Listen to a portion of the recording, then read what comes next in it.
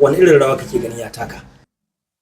Fannin ilimi akwai yaran makaranta da sun amfana na gaba da makarantar sakandare sun amfana kusan akalla zan iya baka mutane kusan mutum 4,000 sun amfana na scholarship.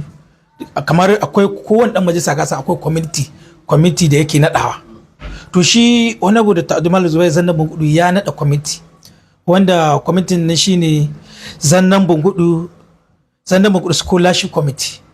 Wannan committee din yana karkashin jagorancin Alhaji Muhammad Adam.